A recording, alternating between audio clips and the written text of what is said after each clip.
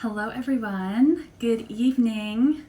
We are going to be doing an Instagram live tonight, which is why we're here every Monday night at 5 p.m. Pacific Standard Time.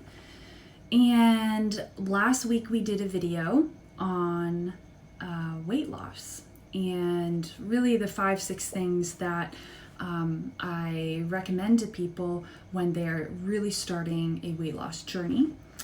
And I've decided to do a whole weight loss series. So this is going to be part 1 in a series, technically part 2, but part 1 in a series regarding hormones and how your hormones, and this is more than just sex hormones, you guys, this is all types of hormones, how your hormones affect your ability to lose weight and what the function of those hormones are, and how we can essentially learn about our hormones and figure out if they are an issue for you, and figure out if we need to do anything specifically for them so that you can lose weight appropriately. Excuse me, I have an itch on my nose. So I'm going to give some people a chance to pop in. Is my water bottle cool? The straw is stuck. Okay, you guys, let's roll. Don't think it's actually gonna work. Okay, so there's a couple things I want to talk about tonight. I want to explain cortisol, just cortisol, and what it is as a hormone. That's really, really important to understand. I also want to talk a little bit about Hungerfulness Cues and how it relates to weight loss and cortisol. Those of you that have worked with me in the clinic know that I'm really big on, especially with weight loss, getting into hunger and fullness cues. And if you're listening to this video and you're like, what the heck are you talking about? I will get there. And I should probably do a whole video just on that topic.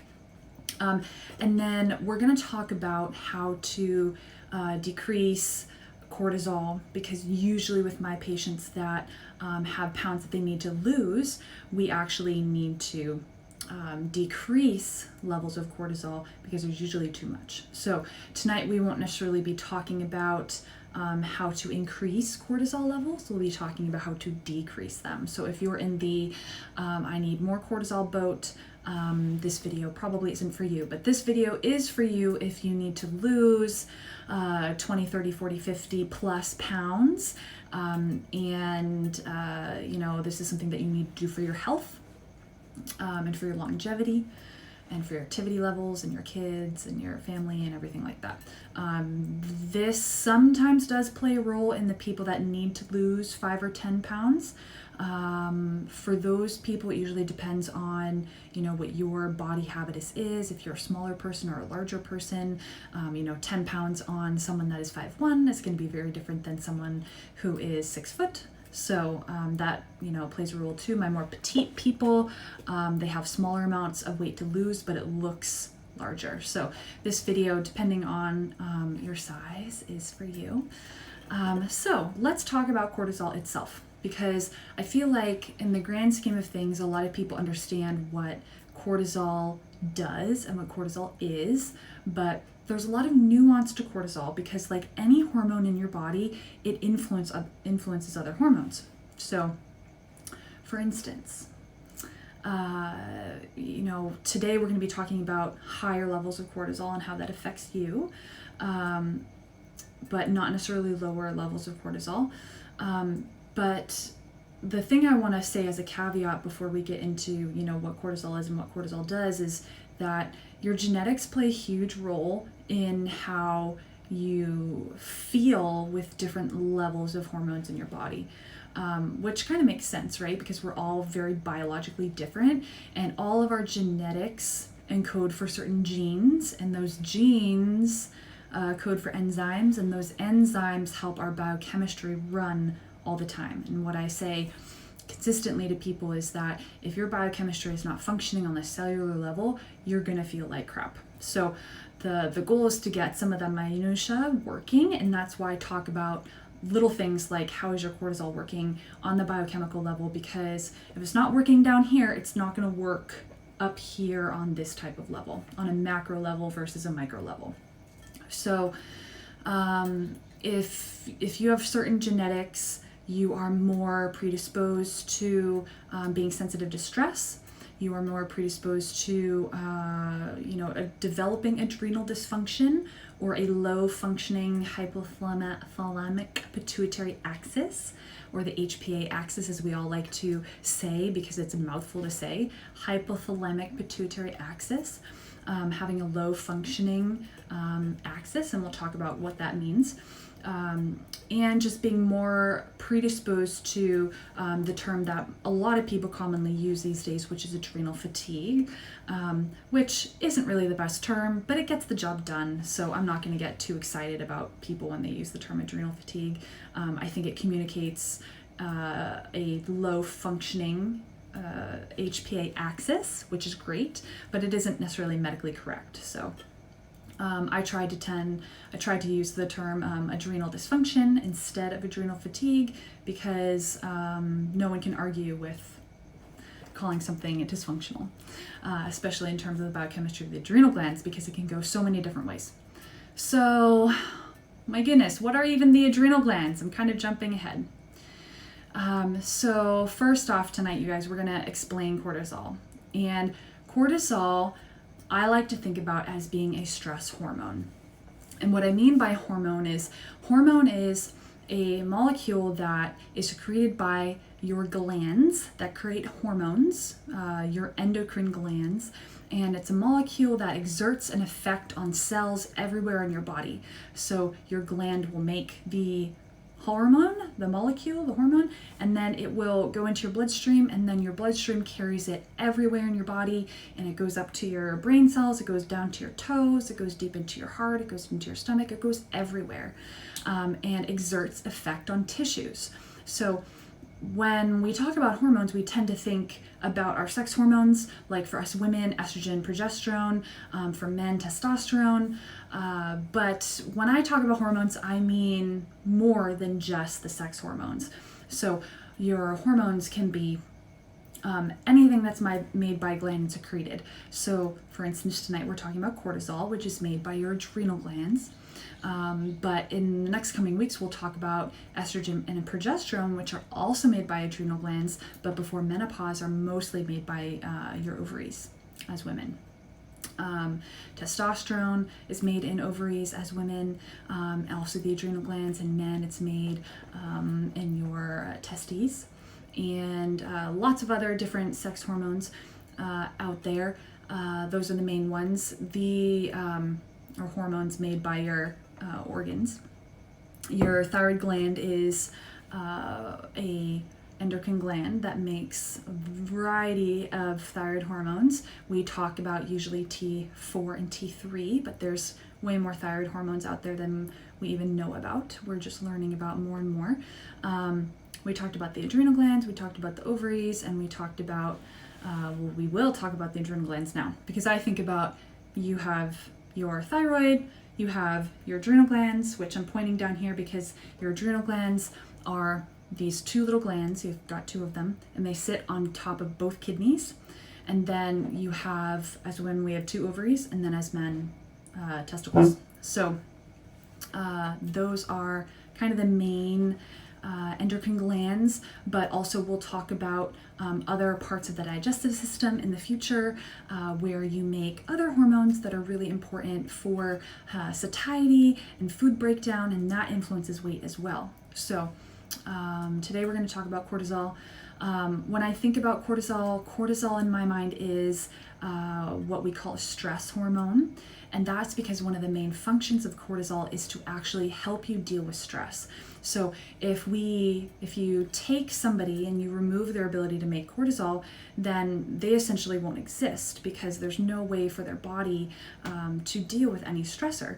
And when I talk about stress, I'm talking about any type of stress to the body, whether it's mental, emotional, physical, spiritual. It doesn't have to be like a physical stress, like an injury or an accident. It can be something like you had a fight with your partner, or you spilled your raw milk on the ground, which is always a travesty, or one of your pets died, you dropped your favorite glass jar on the ground, which all vary from being horrible to a very mild thing, but your body interprets it all the same way. So stress is multifactorial. But cortisol is secreted by your adrenal glands to help you specifically deal with those stressors of everyday life. So we make cortisol every day, regardless of whether we feel stressed, because your body needs to help you essentially do your everyday mini stressful things. So what happens with cortisol is we make the majority of the cortisol for the day in the morning. So it will peak usually about 30 minutes after we wake up. When we wake up, it's literally our body responding to the cortisol output from our adrenal glands. Cortisol is a very it's a very stimulating hormone. It helps give us energy, but it also helps trigger certain parts in our brain so that we actually wake up.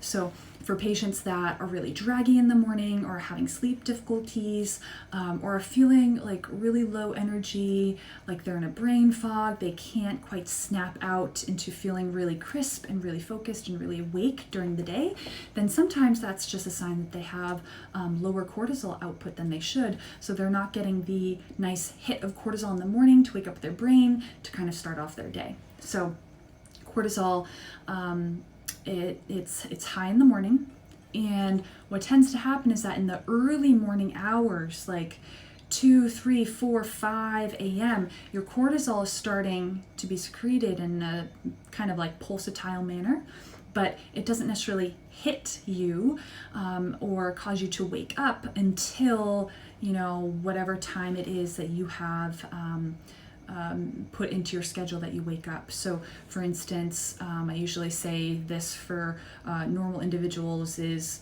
6 a.m. to 9 a.m. So people are getting their cortisol hit within that time frame, and that's when you wake up and you say, oh my goodness, it's morning and I feel good and I'm gonna go about my day. And then you go about your day, and then cortisol, it's high in the morning and helps you wake up, and then it trickles down throughout the day. So cortisol is high in the morning and low at night because cortisol is stimulating. So we don't want anything to be physiologically stimulating because then we're not going to sleep. Sleep is when everything in the brain essentially, downregulates. Our physiology is starting to downregulate. We're going into a different space for sleep. So it's really important to make sure that your cortisol is actually high enough in the morning, but it's actually going down at an okay rate. It's trickling down is what I like to call it. It's not peaking and then totally falling down and then you're flatlining. So we can actually test cortisol, and I do this often in my patients with a 4-point curve. So I try to have them do I typically will do a urine test. So we will do, either right when they wake up or 30 minutes after, and then something around like 11 a.m., noon, oh, there we go. And then something around 3 or 4, and then, right before bed. So that would be 4 points. So if someone is having dips in where they should be or peaks in where they should be, that means that we need to modulate that. We need to work on that for the person, because that can be a barrier for weight loss. And I'm going to talk about how cortisol affects weight in a little bit. So high in the morning, low at night. It's created by your adrenal glands, which, if you guys don't know what those are, they sit on top of your kidneys. You have 2 adrenal glands. And you make the actual cortisol hormone out of cholesterol. And for a lot of hormones that are what we call steroid hormone, like your estrogen, progesterone, testosterone, cortisol, we are making these out of cholesterol. And cholesterol is something that we get from food, typically animal products. And it's really, really important to have healthy fats in the diet to make these hormones. I have worked with a lot of patients to help them learn that they actually need to eat more fats versus restrict fats. In the 1990s, there was a really big cardio and low fat craze that was based off of a lot of poor decisions with the media, and I'm not even really going to call it research because there wasn't really much research, or I should say misconstrued research that was convincing everyone at that time that fat was actually really, really bad for you. And so a lot of people then switched into eating lower fat foods really consistently, but whenever we eat a lower fat food to increase palatability and satiety with that food, you have to increase carbohydrates and sugar in the food. So that created a lot of poor metabolic outcomes for a lot of people's metabolism. And what we now know, and what a lot of us naturopaths have been saying for years, is that fat is good for you. And the reason why you need fat is because you need fat to make healthy hormones.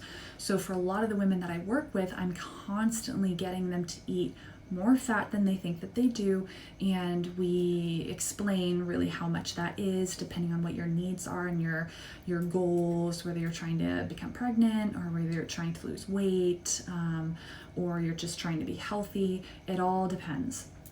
So you have to be eating healthy fat to have healthy cortisol levels.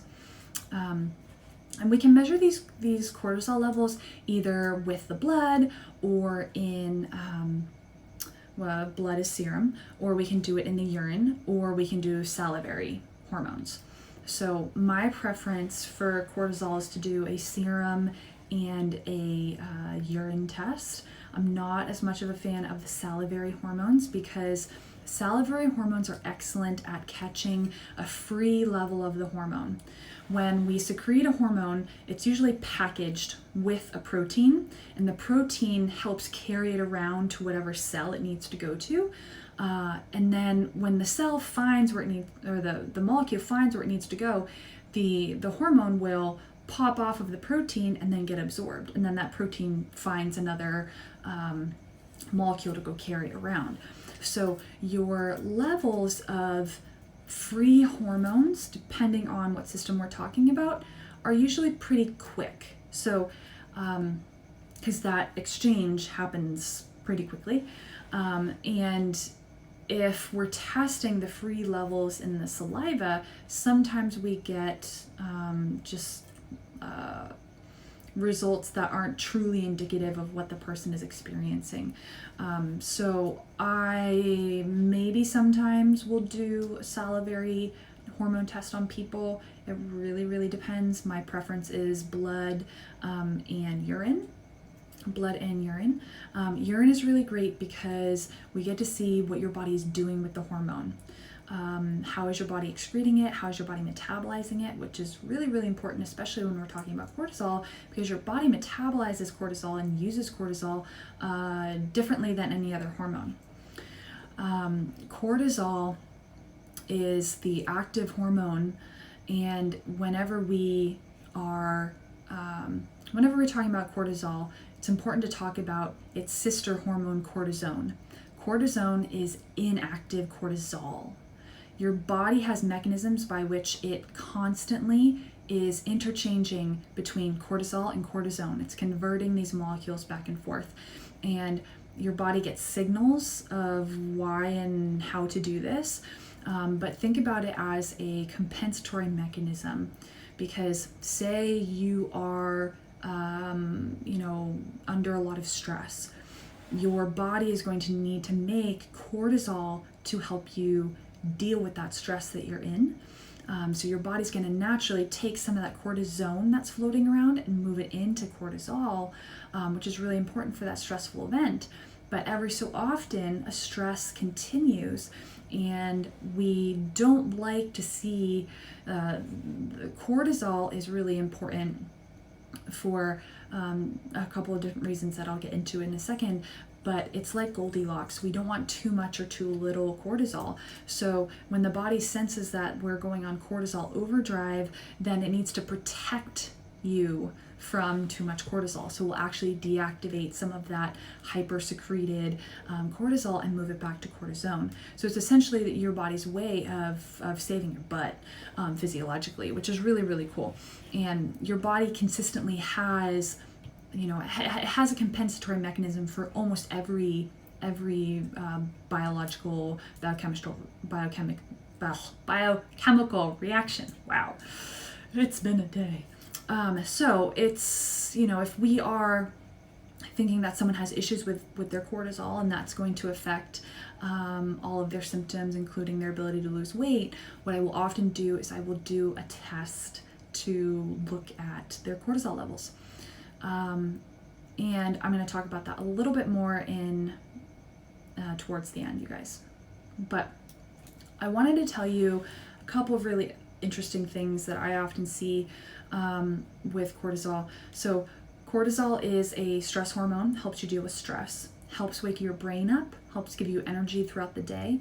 But cortisol is also really important when we are talking about blood sugar regulation and when we are talking about the immune system. Cortisol has an immune regulatory effect, but it's really more so a suppressive type of effect. So when you have inflammation, it can be suppressive against the inflammation, and often that can be really good, especially when we have a lot of inflammation coming out. Say we have an injury or we have a period of severe stress or what have you. So it can dampen the effect of inflammatory cytokines, which are like immune system text messages that are sending inflammation everywhere, which can be really good. So it's saving our butt again. But cortisol can also weaken the immune system by essentially suppressing that T cell response too low. So cortisol, Goldilocks, has to be in the middle. But cortisol also, it stimulates gastric acid secretion. So that's a fancy term for your stomach acid. And if our cortisol levels are fluctuating a lot, it's really going to affect our stomach acid production. And when that happens, we essentially are not drawn to the foods that we should be. So people that have lower stomach acid tend to not be drawn to protein. And I see this especially in the morning. So if someone tends towards lower stomach acid, they usually don't feel that great in the morning. They're people that need to drink coffee to wake up. They are people that can't eat breakfast. That's a sign that something is going on with their cortisol. And if they do eat something, they usually feel pretty gross and nauseous, like they can't actually stomach it. And that's because their stomach acid levels are just not high enough to actually take that digestive stimulus and digest the food, which is a problem. By the way, hello everybody that is here. Whoops. I always do this. Let's try this again. Okay. So the other thing, cortisol is important for our immune system. It's important for our stomach. But the thing that I encounter a lot in my practice is people that are consistently stressed at a low level or at a moderate or high level, depending on the person. And the stress isn't necessarily going away, but we can tell that your whole body's on overdrive. So we need to consistently be doing a lot of stress regulation, stress minimization, and a lot of support for the adrenal glands so that cortisol levels don't tank and they also don't go crazy. So one thing that can also happen is that as we age, and the people that are more prone to anxiety, depression, people that have mood issues, they essentially can lose the negative feedback effect to cortisol, and then also the hormone from the hypothalamus to the pituitary and the pituitary to the adrenal glands that makes cortisol levels happen. So we essentially lose sensitivity to the negative feedback of cortisol. So those people are making a lot of cortisol, but that the body is not sensing that there's a lot of cortisol, so we're not turning off the cortisol production. And this is due to so many different reasons. But if you're a person that's had a history of trauma, especially if it's not resolved, or an ongoing situation that you're dealing with, a chronic low-level stressor. You can kind of put it into whatever box you want to call it, but you most likely will have had brain changes in different parts of the brain, and you can even have changes in your hippocampus with having too high levels of cortisol. So I think we tend to think of cortisol as being that cute hormone, and we talk about it with weight loss, but you actually have physiologic changes from having your hormones out of whack. So it's not just like I'm stressed, I'll deal with it later. Like, you should get on top of it. That's what I encourage everybody to do. Okay, so I wanted to explain to you first what cortisol is and what it does. Wanted to give you some interesting facts about the cortisol. I bet a lot of you did not know about the stomach acid piece. But we're talking about weight loss tonight, so I want to talk a little bit about hunger and fullness cues, because hunger and cortisol actually go together. One thing that we're constantly modulating and talking about when we're doing a weight loss journey is essentially hunger management. So there's a fine line between being too hungry and being a little bit hungry, or not being hungry at all. And what I find in people that are trying to lose weight is that there's this fear of hunger, like hunger is the worst thing ever and we always need to prevent being hungry. So those people have different weight loss habits than people that don't have that fear of hunger. But hunger physiologically is your body literally saying, I need nutrition, which is nutrients, or I need fuel. Usually it's a combo of the two. Depending on the situation, you can usually figure out whether you need fuel, which is just calories, or whether you need nutrition. And if you are hungry, that is going to cause a cortisol response in your body. So hunger and cortisol go together. Hunger, when you get hungry, your body's going to say, okay, I need fuel now, I need nutrients now. And often we get hungry when our blood sugar drops to a certain level. So your blood sugar levels are supposed to be maintained from, in my opinion, 70 to about 90, 95. And if you are dropping below that 70, 75 mark, medically, hypoglycemia is defined as being usually less than 60 or less than 50, depending on the lab. But if you are trending towards hypoglycemia or you're getting close to the line, then your body's going to make you hungry. It's going to say, alert, alert, this is not a good state. This is not a state that is compatible for life, because your body doesn't know that you live in like a nice house and that you have a refrigerator and that you can go to the store anytime and buy food. Your body is just purely created with these mechanisms to help keep us safe in essentially in a world before it was developed. So your body doesn't know that you have resources at your exposure. So hunger is not good for us, because in the physiological sense, because your body is saying, oh my gosh, you're hungry, this is bad because I'm lacking nutrients and I'm lacking fuel. And that's bad because I don't know necessarily when my next meal will be. So a hunger response generally will increase cortisol and epinephrine. And so that will increase our drive to find food. So sometimes that anxiousness that you get when you're hungry can be that cortisol and epinephrine increase. But the cortisol response does a couple of different things. For instance, say you get really hungry but you don't have food around. Your body needs to essentially help you with that situation. So cortisol has a secondary effect of helping you mobilize blood sugar into the blood. So it typically will induce gluconeogenesis, which is making sugar from a fatty acid source or a protein source. Typically, it is a protein source. And it will essentially, the cortisol induces the gluconeogenesis, and then that happens, and it causes the breakdown of protein or a fatty acid source to essentially maintain those blood glucose levels, which this is a great physiological response if we don't have a refrigerator, or we have to go outside and actually kill what we eat and things like that.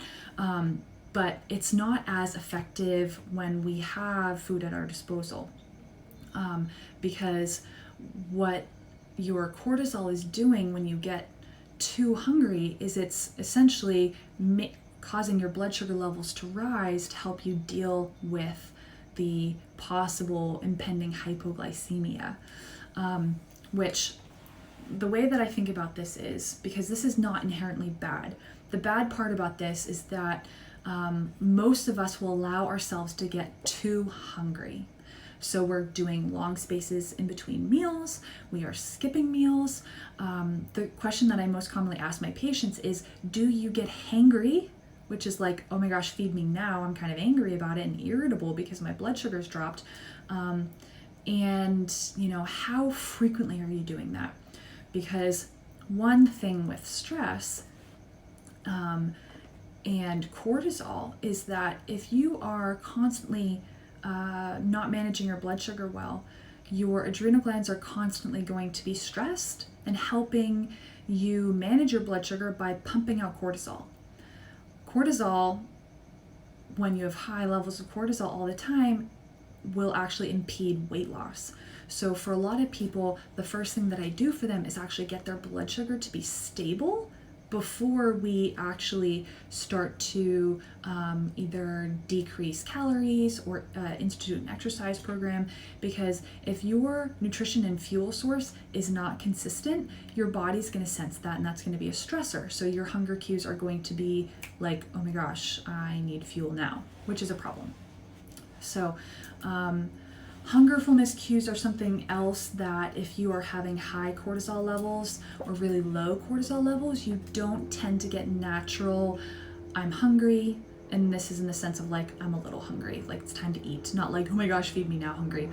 And you don't tend to have a good relationship with the fullness cue either. So, people that have cortisol levels that are all up and down, they sometimes don't feel hungry at all, and sometimes their fullness is delayed. It's not because your cortisol levels, they affect your stomach acid production. They also affect the other hormones that are related to making the appropriate digestive enzymes in other parts of your digestive tract. So these people with cortisol ups and downs are essentially not getting the full hunger and the full fullness cue that they need to modulate their eating. So to have that sensation of, okay, I've had enough, I'm full and I'm satisfied and I'm moving on from food. And if you're stressed, you guys have all been in this situation where it's hard to really gauge, am I eating because I'm stressed and I'm bored and I need something, or am I truly, truly hungry? So let's see. So we talked about first, I explained some cortisol physiology for you guys so that you really understand what's going on there. We talked a little bit about hungerfulness cues and some interesting facts about cortisol. I want to talk a little bit about some common symptoms of lower cortisol levels. I'm going to read these off to you guys because I want you to just listen and see if you relate to any of these, because this might be your problem. So there is free cortisol, which is active cortisol, and then there's just total cortisol levels. So I'm going to read you lists for both. So if you have lower free cortisol levels or active cortisol levels, hello you guys, then you are going to be consistently more fatigued. You're going to get sick a lot more often. You're going to have joint pain, muscle pain, often low blood pressure, dizziness, weakness is a big one, increased thirst, digestive issues, because cortisol affects your digestive system, often depression and low mood, and then hypoglycemia, which totally goes along with what we were talking about, right? There are a couple of common causes of decreased cortisol. So your adrenal glands get affected by a lot of different stressors and things that you take and things that you do. So if someone is hypothyroid, that can decrease your adrenal function as well. People that are on like opioid medications, if people have been on corticosteroids, and just steroids in general, what you guys would know as steroids, which are usually a type of corticosteroid molecule, that those affect adrenal output later on. So for those of you watching, if you are on a steroid or chronically on a steroid, definitely maybe think about coming off of that. Talk to your doctor, because it does negatively affect your adrenal glands over time. You will have decreased cortisol levels if you have like an HPA axis dysfunction, which I talked about. Accutane tends to decrease cortisol production from the adrenal glands. If you're doing chronic marijuana, head trauma, obviously, because the pituitary gland is really cool, you guys. I'm gonna draw you a picture. It sits in this little bony home in the brain called the sella turcica, and it has a nice spot to chill out that's protected. Any head trauma can cause it to come off, or just kind of mash it around in there, which is not good. Okay. So we've been talking about decreased levels of cortisol, but there's a lot of things that will cause you to have higher levels of cortisol, and we need to decrease the cortisol. So the point of today was to kind of hammer in that people that are obese or need to lose weight often will have an issue with making too much cortisol, and so we need to decrease that. So common causes of increased cortisol production are stress. And again, this is real or perceived, physical, mental, emotional, spiritual, psychological. Obesity, anybody that has excess adipose tissue can be make more cortisol. People that have insulin issues, insulin is going to be next week. I wanted to talk about these both together, but it's too big of a topic. If you're hyperthyroid, increased cortisol production. Inflammation, increased cortisol production. Cushing's disease, that's an actual disease where you make way too much cortisol production. And then HPA axis dysfunction. So you can have HPA axis dysfunction and have high cortisol or low cortisol, and that's where a practitioner comes in, and that's where testing comes in to really determine if this is an issue for you. So if you are wanting to lose weight, I always test cortisol. Sometimes people are more depleted than we think. Sometimes people make too much cortisol. Cortisol and insulin are essentially buddies, and I'm going to talk about insulin next week, so this might come together a little bit better when I talk about that, but take my word for it. If you have higher cortisol levels, it's going to be really hard for your body to lose weight. One of the reasons is because it affects your insulin levels, which affects your ability to use your blood sugar and to use fuel, but your cortisol levels also make you, if they're too high, they make your body feel like it's in a stressed state. And we can't lose weight when we are stressed or when we are sleep deprived. And that is something that is really common, is people want to lose weight, but they're not examining the stress in their life. When your body is stressed, it does this. It holds on. It doesn't want to let go. When we want to lose weight for people, we want there to be flow. We want their body to say, yes, take this fat, burn this fat. It is safe and it is available. So if you are a person that has higher cortisol levels, there's usually a couple things that I will do to decrease this. I think the first things that I always prefer to do is just habitually get you out of what I call a chronic sympathetic overdrive. If you guys have never heard of this, you have essentially two parts of your nervous system. your parasympathetic nervous system and your sympathetic nervous system. Your sympathetic nervous system is that, like, I'm running from a bear and I'm really stressed and I'm fighting or flighting. And your parasympathetic nervous system is your rest, digest, heal. And if we are chronically sympathetic and our parasympathetic is all the way down here, then we're not going to lose weight easily either. So we have to break you out of this chronic sympathetic overdrive. The way that you do this is by taking 24 to 48 hours off regularly where you're not working.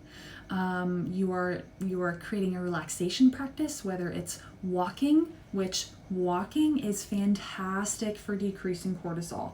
You could have a super stressful job. I'm taking this as a personal anecdote as well.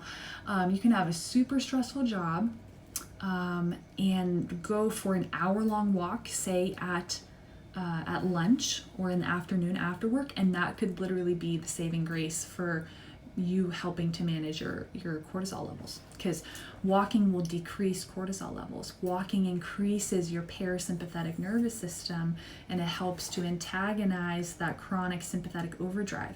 So often if people don't have any sort of walking practice for stress management, I tell people to do it.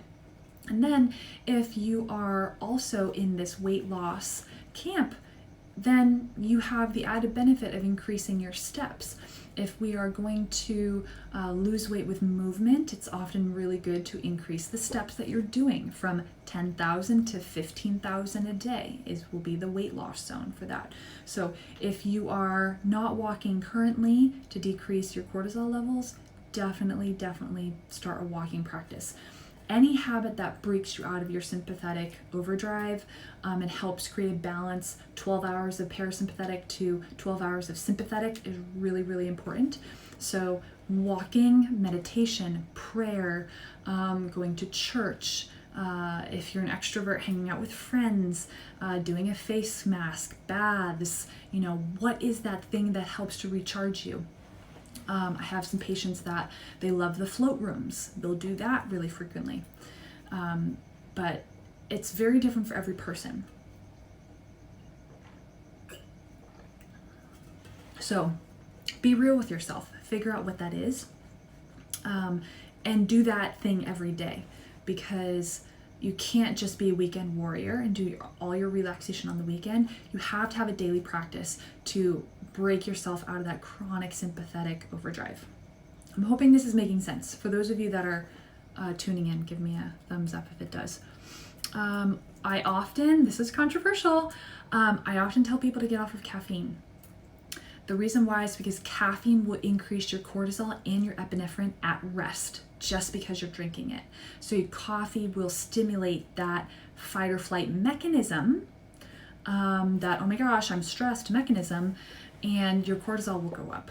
Same with your epinephrine. So more people, I should say this. Some people are more sensitive to this than others. So for instance, me, super sensitive to it. My fiance, totally not.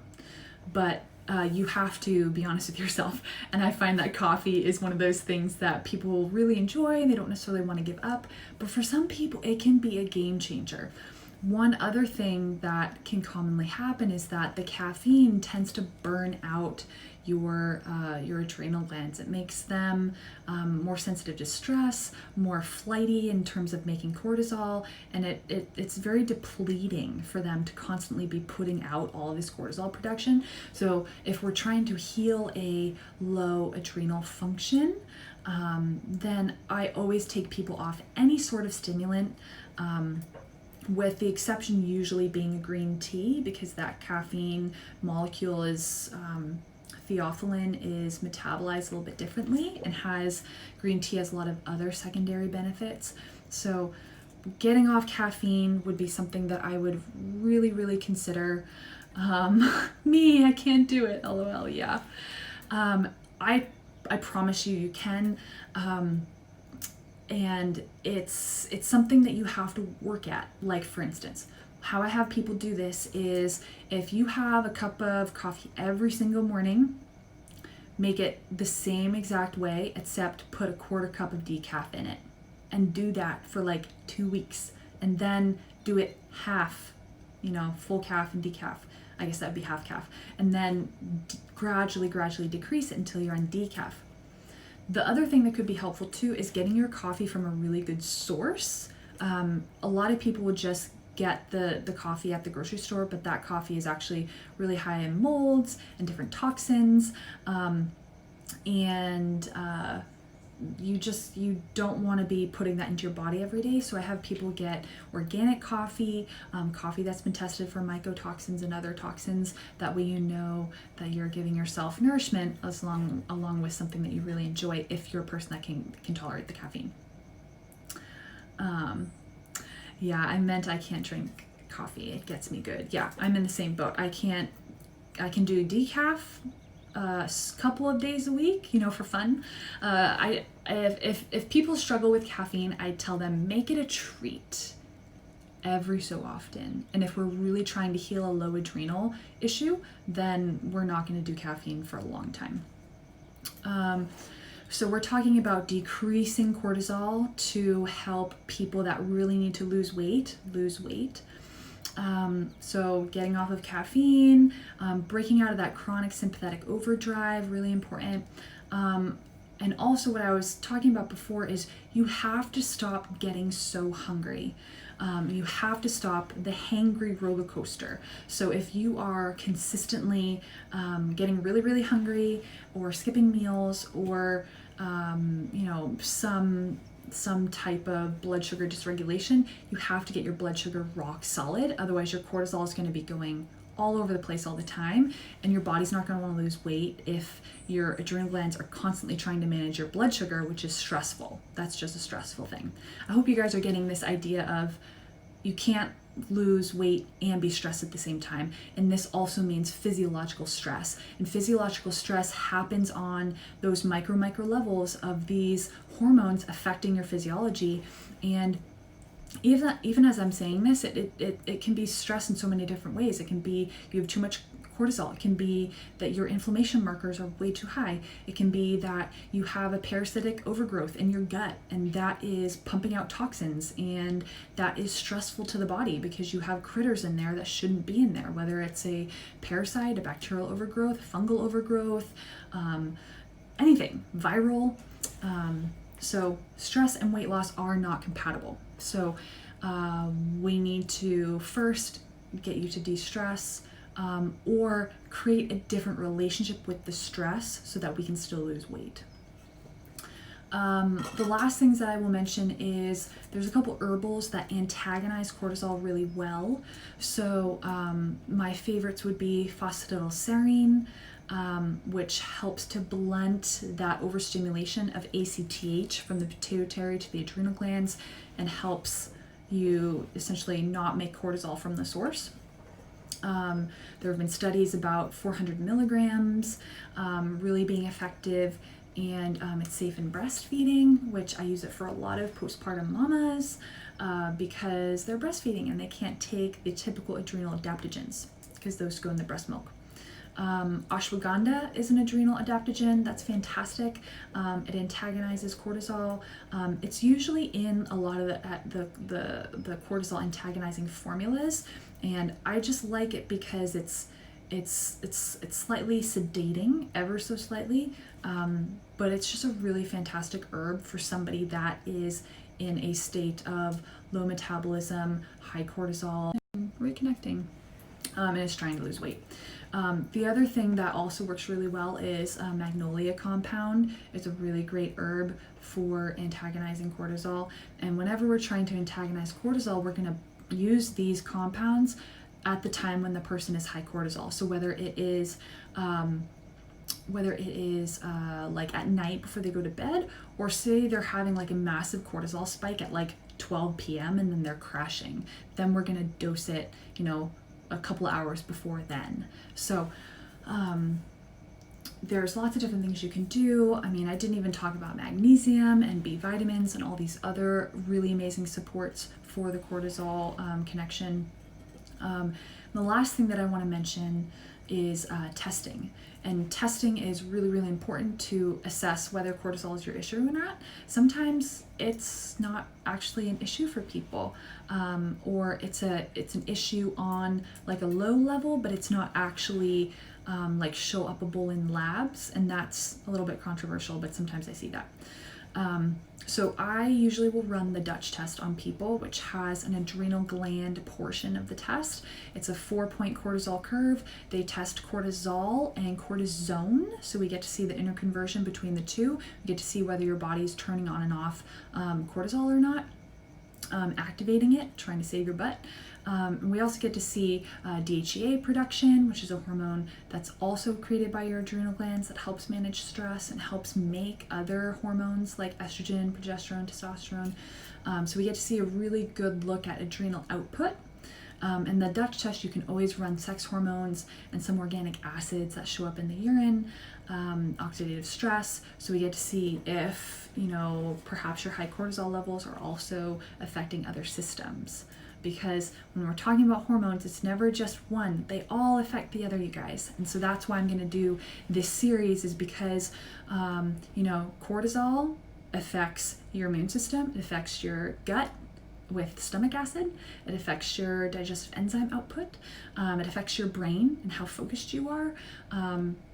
It affects your energy throughout the day. It affects your blood sugar. I mean, these are just 6 things that I've listed that we talked about tonight that cortisol does, but cortisol does so many other like little minutia things. Those are just like some of the big things that we could really easily talk about. And like I mentioned before, cortisol and insulin are really, really connected. So next week when we talk about insulin, some of this will make sense. So this is part 1 of our weight loss series. If you missed the intro to the series, go back and look at that. It's on YouTube and Instagram Live, or I should say Instagram TV. And this week we talked everything about cortisol, everything you could want to know. I explained cortisol physiologically. I talked about hungerfulness cues. I talked about cortisol and blood sugar. I talked about how we can decrease and help people out that have high cortisol in the context of helping people to lose weight. Because often people that are obese or that are overweight, they have cortisol problems. Usually it's high cortisol.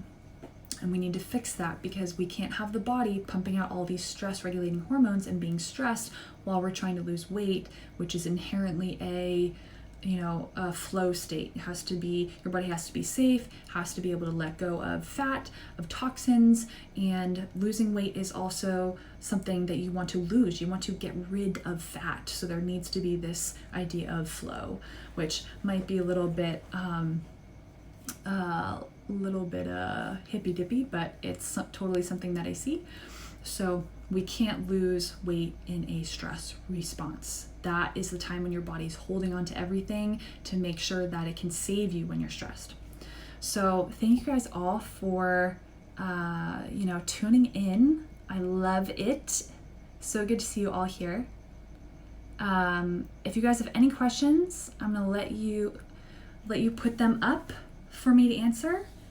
Otherwise, DM me your questions and I will answer them, whether it's a post or a story or a live.